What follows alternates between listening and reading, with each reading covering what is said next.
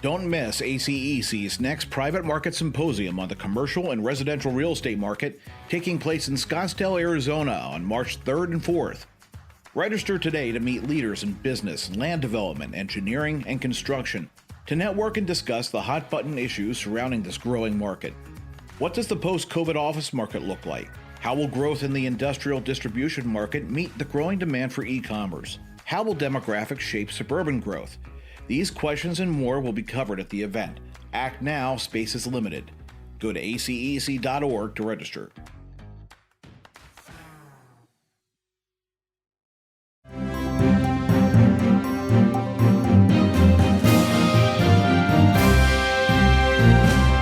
Welcome to Engineering Influence, a podcast from the American Council of Engineering Companies. Today, we want to talk about something that is very important, and it's something that is, I guess, considered to be the elephant in the room a lot when we talk about how do we promote engineering's essential value to society and the value that the work consulting engineers do to their communities and in front of legislators and regulatory agencies. And a lot of it comes down to how we talk about our own value and how we see our value and how that translates into the way we structure contracts or organize how we're going to go after business. And it's an interesting conversation to have, and to have it, I'm really excited to welcome Derek Clyburn onto the program. And for those of you who have not met Derek, he is a very well-known individual with ACEC, not only at national, but also at ACEC North Carolina. Derek currently serves as the president of ECS Southeast, which is a subsidiary of the ECS group of companies. He also serves on their board and has been with them for 25 years. And over the last 20 years, Derek's taken an active role in advocacy with ACEC, not only from the grassroots level at board membership, but also as a national director for ACEC North Carolina. And he's currently on the board of governors for the engineering companies for North Carolina, ECNC, which is a nonprofit advocacy organization formed by ACEC North Carolina and is an 501c4 and is designed to educate and advocate for the engineering industry at large. And he's very active at DPC, our Design Professionals Coalition, and participates in the Risk Management Committee for ACEC National. He did previously serve as president of ACEC North Carolina during their 50th anniversary year, 2019-2020, and as a national director from 2020 to 2021. Eric earned his BSCE from Clemson University and an MBA from the University of Tennessee. And Derek, I do want to welcome you onto the program because this is we had kind of a short conversation on the phone one day, and we kind of talked about this issue. And it's an important one. It's really an important one. So let's get it going. Welcome to the show. All right, thanks a lot. It's a pleasure and honor to be here and to talk about to continue our conversation. Yeah, I mean, really, it's a question of what you were seeing. I think what you guys did in North Carolina was something. I mean, we talked about this when we were in Chicago a couple of years ago in person. And at the time, North Carolina Department of Transportation had a cash crisis, and that stopped over 900 transportation projects and 100% of preliminary engineering work. And then COVID hit, so you were at the front lines of seeing this issue with your DOT, and then of course the pressure with COVID, and really putting some pressure on engineering firms in the state. And this question really came up to like how can engineering firms best advocate for their own interests in front of clients, especially when there are challenging times. And that's kind of where the conversation started. Kind of tell our audience a bit about how you guys navigated that, because that was when you actually did surmount that was a big win for the state. Yes, thanks for that frame up, Jeff. We'll get to the obvious right here in just a second, but during that year, that was really teed up to be a celebration of ACEC North Carolina being committed to advocating um, for the industry and providing good business services, which is the mission of ACEC as a whole and in North Carolina. It turned into more of let's stabilize our industry. Let's stabilize and mobilize our membership because, at that time, we had just come off the heels of passing our indemnification duty to defend legislation, literally in June of 2019, and then June 30th to be exact. So July 1, we were getting teed up to have a wonderful celebratory year, and then 2 months later, we had the cash crisis, as you mentioned, and has been previously discussed at length. It made national news, et cetera. We lost thousands of engineering jobs in North Carolina, and during that time, um, you know, when you look at the value that engineering provides, um, just to make a better world in general, that's something that engineers don't talk about enough. And during those times, in the numerous meetings that we had at both the legislature and with the DOT, the one thing that was never talked about was the value that we bring. If anything, it was more focused on let's stabilize and get the construction industry back moving. But we were always left behind. As a profession, we're very humble in that way. But as part of the ACEC strategic plan, with really focusing on elevating our presence and recognizing our contributions to the marketplace is something that I started really experiencing back then. And of course, with the frame up of the recently passed act, and I know that Aaron McLaughlin's group had published some information via previous podcasts. The new legislation is going to create over $132 billion in engineering and design services, right, and over 82,000 jobs. So um, we are a essential part of the marketplace. So in North Carolina, what we had to do to navigate was there was a lot of education of the legislature to pass emergency funding to stabilize our industry and to get some projects back moving. Yeah, it's that it all comes down to that fight against commoditization of engineering services and the idea that our public sector and even sometimes private sector clients, think of the services our firms provide as a product, and it's not. It is a service that requires a lot of thought, a lot of consultation, imagination, and coming up against sometimes very complex challenges and meeting those challenges with very novel solutions. And you can't do that with a product that's homogenized. It's not. And it all comes down to value.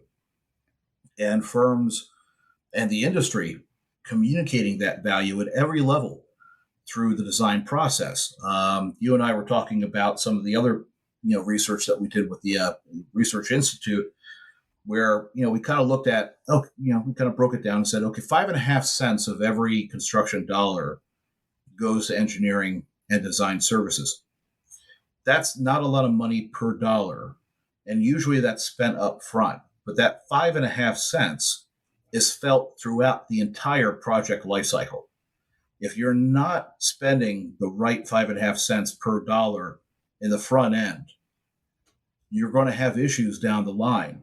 And for such a limited investment compared to other inputs, it has an outsized impact on whatever you're actually working on, whether it's a bridge or a building or what have you. And that value is something that we need to really talk a lot more about. Yeah, we actually do, Jeff. We need to talk about that value. We are, it's a double-edged sword. Private sector, sometimes government sector, does treat engineering services as a commodity, except with most commodities, it's well documented. I mean, the AIA consensus forecast panel, they're and the AIA Architectural Billing Index. It's well documented. Many publications have documented that construction commodity um, prices have grown by 50 to 100% in some instances. And of course, the rising wage pressure is the elephant in the room with inflation coming the way it is. However, engineering services have not increased. The fees for engineering services have not increased anywhere near that. So that 5.5 cents that you mentioned is is something that I feel very passionate about. Is that um, we as an industry need to increase our fees. We need to raise our fees. We need to be properly compensated as an industry for the value that we bring, for the risk that we take. You know, Part of our advocacy, and many other states have since followed with passing better indemnification due to defend legislation, which protects businesses, for the risk that they take, and sometimes uh, onerous contract conditions that can, frankly, the typical size of an engineering firm in the U.S. is about 50 people, and without good contract mechanisms and appropriate controls in place, firms can go out of business with one bad claim because uh, defense obligations is not insurable. It's just not. It's well known.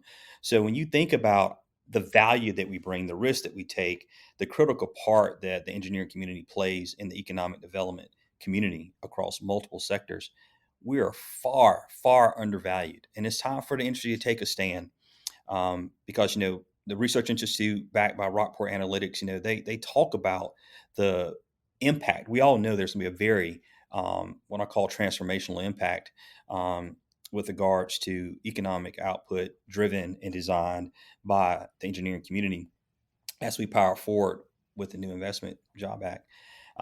We really need to take action. Yeah. So and you raise a really good point. You talk about just overall inflation, and honestly, you're looking at consumer prices are on the rise the fastest since the early '80s. I mean, that is also translating into all construction inputs, materials, of course, labor, and as those prices rise, everybody's going to be looking at handling their margins. And it's the same thing with engineers. It's just we have to recognize that as those costs rise, we have to advocate for increased fees to cover that, because it's not as though the value of the service that engineers provide is static. It's not. It needs to meet the market, and we have to be brave enough to be able to put a line in the sand and say, this is our inherent value. We're an essential part of the process of constructing and developing the built environment. And we need to be able to be compensated for, that value that we bring to the table. When you talk to your member firms in North Carolina and your peers in the industry, you did mention, earlier that kind of that humble nature that engineers have. Do you think that's really the main cause for the hesitancy to really put that value proposition forward, or do you think there's something else? What do you think is the biggest log jam for us to talk about it? Because God knows other professions are not shy about talking about their value, and they do a very good job of setting prices based off of that value argument. Yes, I do think it's the humble nature of our, and frankly, I feel our industry needs to be bolder. We need to be bold and not as humble when it comes to um, our attitude towards the value that we bring. I go back to the cash crisis, and I go back to the many meetings that we had advocating for not only increased transportation funding, but really for our industry, for our jobs. Because once we lost those jobs in North Carolina, that's intellectual capital and capacity that will never come back. Already in a declining industry, is the DPC commissioned a study, and ASC and other industries have, it's well documented that the number of engineers being produced by the universities, who are our upstream suppliers, is at an all-time low. So when you look at that and you look at the notion that every industry across the market sector raises their rates commensurate with the change in economic conditions. However, our rates in general, our compensation has been stagnant. And just give you an example, part of our discussions in North Carolina and in a few other states in which we operate, when projects, specifically in North Carolina, when projects got tabled, Jeff, a lot of our firms on both public and private projects were asked, hey, I need you to honor your rates from 3 years ago. And a lot of firms honored that request. Well, that just tells you where engineers rank in the process. Whereas in the construction side of things, it's well documented. You know what? Prices are on the whole for X number of days, right? Or months. So when you look at that, we have to have a paradigm shift in how we interact with the marketplace. I mean, raising wage pressure is the number one concern with the firms that I've been talking to, my peer firms. That's the biggest concern, and more importantly, it's the biggest threat for our industry because I go back to a DPC roundtable that I participated in a few conferences ago, and we were talking about losing engineers to other industries, other tech industries, right? I'm not going to name them, but we all know that there's other industries out there that have been siphoning away our talent. So not only do we need to get properly compensated for the value and the delivery and the critical role that we play, from everything from helping new industries locate to a particular state through providing utilities design, the rail design, infrastructure design, structure design. We are so essential in bringing industries to markets all across the country to create jobs, which in turn allows the population as a whole to do better. But we are only, the 5.5 cents per dollar, I think, is very generous in general. But in the private sector, I'm not saying that we need to raise our rates by 100%. I'm just saying we need to raise our rates substantially as an industry so that we can continue to meet the demand that's being projected for our industry. Absolutely. I mean, you look at the other fights beyond commoditization, but are kind of tied to it, like licensure.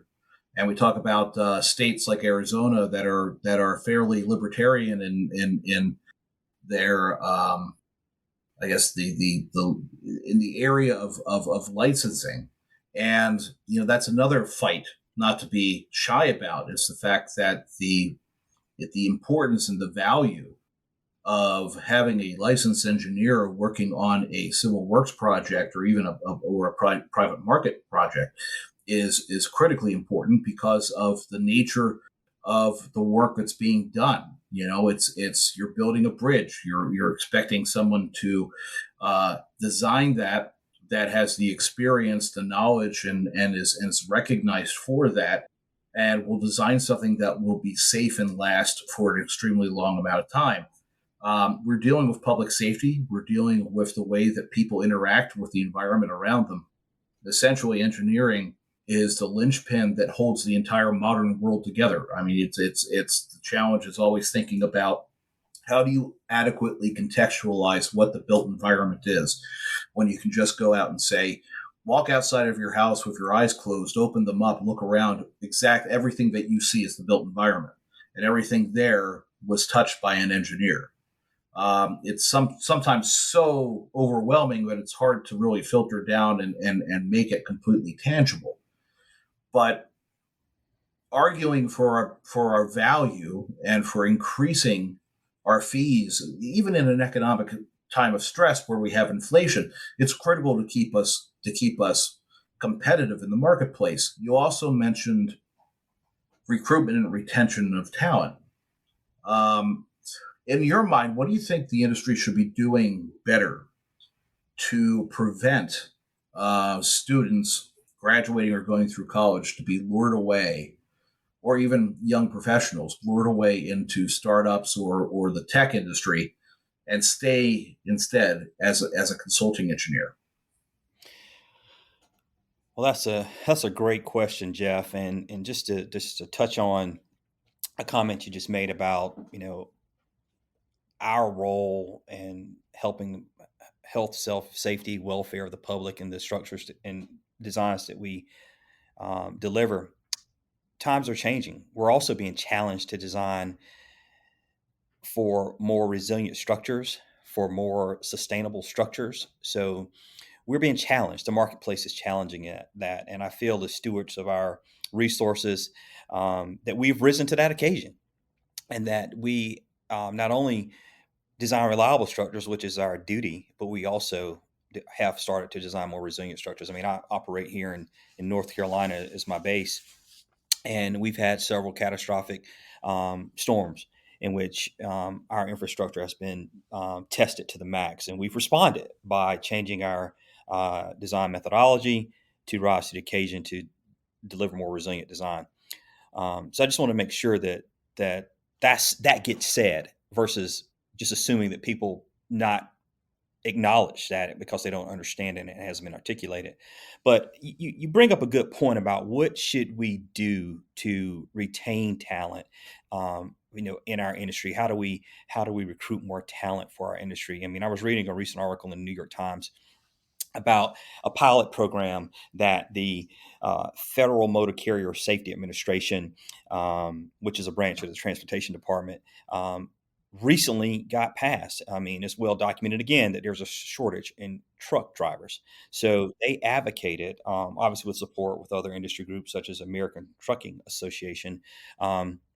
They're facing an 80,000 driver shortage, which has a big effect on the supply chain. Well, again, our research institute said there's be 82,000 new jobs created for our industry as a result of the new bill that was passed, infrastructure bill. So I feel that, similar to that program that the Federal Motor Carrier Safety Administration deployed, basically is a program where they're catching drivers 18 years as a minimum. Basically, there was a constraint that was in place that, heavy rig drivers could not cross state lines until they were at least 21 years old because of all the aforementioned safety concerns. So what did their industry do? They lobbied to Congress to get a program in place that would provide more training, more development, more oversight so that they can address and attract and retain their capacity. So I feel that in addition to the legislative advocacy that we're doing with regards to, we've had a lot of big wins, hat tip to Steve Hall and his team, obviously with um, the wins that we had during tax reform. I think we need to start, really pushing Congress to put in places appropriate programs for our industry that will help as a whole to attract more talent into the engineering consulting field. And of course, it goes back to the money. We need to, there's a cost to everything. There's a cost to innovation. There's a cost to keep up with technology. There's a cost to meet the demand. I mean, the economy is going to continue to grow. I mean, Aaron McLaughlin's economic updates that her team puts out, there, I mean, it is a great opportunity right now for our industry. But in order to meet that demand, we got to have people and we got to keep people. And one of the things that is always a focus in Congress, of course, that promoting STEM as an attractive area of study and trying to encourage more people to get into STEM related fields. As these legislative opportunities bubble up and present opportunities for both our advocacy team in Washington, but then also across the country at the MO level. Honestly, that's where our firms have to step up and use all the tools that they have, all their communications channels, that their marketing, their social media, anything they do to promote themselves, to really accentuate that essential value to society equation. Because what we do notice, of course, is that especially younger students, what they want to get out of their professional careers is different than, my generation. They want to have social change. They want to make an impact. They want to have the feeling that they're contributing to something greater than themselves. There's no greater way to participate in that than by having a hand that directly contributes to improving your communities, which is exactly what engineers do, whether it's dealing with a change in climate through designing resilient structures, dealing with sustainability questions, big challenges that are facing us from a global level all the way down to breaking down barriers that allow communities to better integrate, providing mobility solutions to people who may not have them. It runs the gamut to actually improving the world. And if you're engaged in these projects, that's a great way to demonstrate it and show that value to community and society, and to quantify that and to talk about that, boast about that. How many jobs have been created because of this work project that you worked on? How is it serving your community? What are the actual tangible impacts at the local level that you can point to because of a design that your firm actually undertook and produced? That will help legislatures kind of make their case, and will give us a platform to talk about that. What are your thoughts about how firms should better communicate that out to their audiences? Yeah, with regard to that, one thing that we found very successful because it was a big problem in North Carolina was we needed a better communication plan. Um, our industry, the engineering industry, has a great message. We have a great message with regards to diversity, equity, inclusion. Our industry is made up by a very diverse group of individuals from different geographic regions, different types of educational backgrounds, and we felt that we need to do a better job of messaging that along with the impact that we make, Jeff.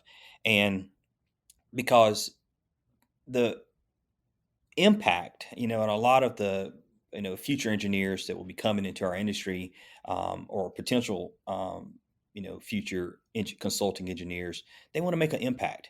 And I think we need, as an industry at the grassroots level and at a national level, is to really talk about how the business of engineering makes, and it's a litany of them. I mean, a huge number of impacts that we make on the environment by our sustainable design, on our reliability. There was recently a private market symposium held in Charleston back in December, and it was focused really on intermodal in the ports. And one of the big things that I think that the legislatures, Congress, the public don't really understand is how reliable roadway infrastructure, how reliable the ports are, how modernized, um, you know, connectivity from ports to inland ports via rail has such an impact on how commerce flows. And without that flowing of commerce, um, society as a whole, the marketplace as a whole, won't be able to function. So when you talk about the essential value, the value that our professional services brings in making the world a better place, is something that I feel if we articulated that more and consistently and at multiple levels, that will be one way that we can not only get more, what I call top of mind in the STEM space, to get those people into the consulting engineering space. Because if you want to, you know, have your voice heard, if you want your life's work to be meaningful, impactful, our industry is the place for it. Mhm. No, you're absolutely right. And there are some initiatives that we're undertaking in the new year. You mentioned our strategic plan that we are working on developing. One of those is looking ahead to our EEA awards in the spring and taking that on the road and pinpointing projects that have a lot of these benefits, whether it's social or economic equities, or it's environmental, or dealing with significant improvements to a challenge posed in the community, and going out and showcasing these projects. And I think what we can do is we can do that, and then give the states the resources they need to do similar events at the state level to really hammer home that essential value proposition that we have. And then I will say it again. I mean, we want to showcase these examples, and we can do it on the podcast right here. We can do it online. We could do it in, adding it into the remarks that our CEO gives around the country. If you have an example of a project that you're very proud of or you think meets these challenges, it fits in with this essential value message, send them to us so we can showcase them. That's a critical thing. I think that if we can, really, I always like to say that, ACEC is strong because our state organizations are strong. If we can spread this message out across the country, we're going to start whittling away against this idea of commoditization of seeing engineering as a product instead of a very, very focused professional service. So really encourage all of our listeners out there, if you have a project, send it to us and we will put a spotlight on it. Jeff, that is such a great initiative for our listeners, our member firms at the grassroots level to have as a call to action, as a takeaway. The EEA awards and featured projects are a great way to get our message out. Yeah. We've got to take a stand against being and allowing ourselves as an industry to be treated as commodities, just as you mentioned. I mean, I think back to our 50th anniversary celebration that we had, and the project that won our Grand Conceptual Award at that time was a water project, a water supply project in Western North Carolina, and that project was a decades-long project that one of our member firms had worked on for years.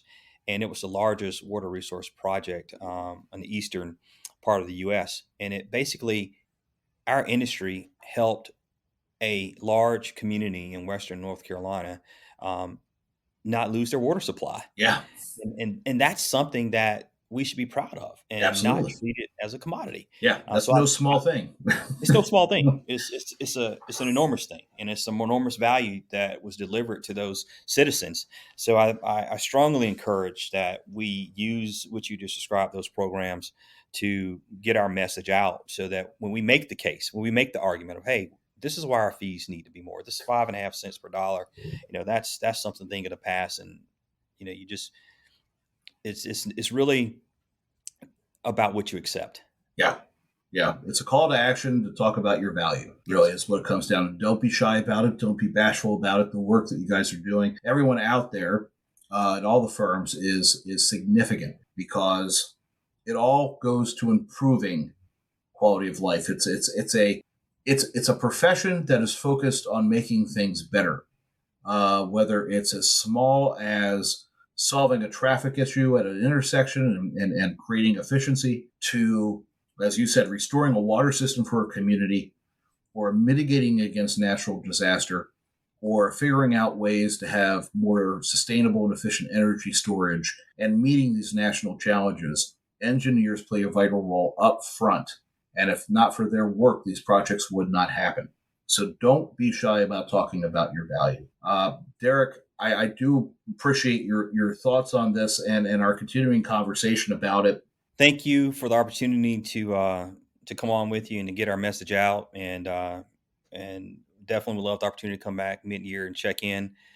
And until then, I challenge all of our member firms out there: raise your rates, get properly compensated for your value that we bring.